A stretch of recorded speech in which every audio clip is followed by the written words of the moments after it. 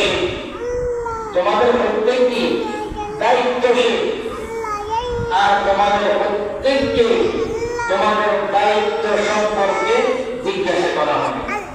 আসলে ময়দানে প্রত্যেককে প্রত্যেকের দায়িত্ব সম্পর্কে জিজ্ঞাসা করা হবে।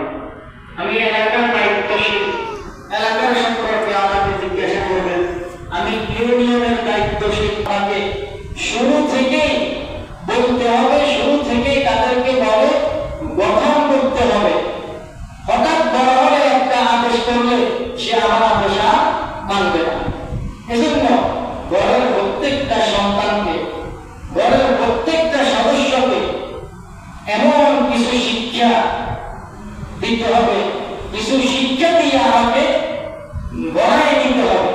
ওই শিক্ষাগুলোর মধ্যে হাদিসের মধ্যে বলতেছেন, এক নাম্বার শিক্ষা মুআয ইবনে জাবাল রাদিয়াল্লাহু তাআলা আনহু থেকে বর্ণিত, নবী আলাইহিস সালাম বলেন, মুআয রাদিয়াল্লাহু তাআলা আনহু বলেন, আউসিনি রাসূলুল্লাহ সাল্লাল্লাহু আলাইহি ওয়াসাল্লাম, আউসিনি, আমাকে ওসিয়ত করেছেন, আমাকে প্রয়াস করেছেন নবী আলাইহিস সালাম বিআশরি কালিমাত, 10টা জিনিস সম্পর্কে, 10টা উপদেশ আমাকে নবী আলাইহিস সালাম দিয়েছেন। নবী আলাইহিস সালাম সাহাবায়ে কেরামকে যে উপদেশ দিয়েছেন, শুধু ওই জামানা সাহাবায়ে কেরাম আমল করবে তা নয়, আনেওয়ালা কিয়ামত পর্যন্ত যত উম্মত আসবে সবার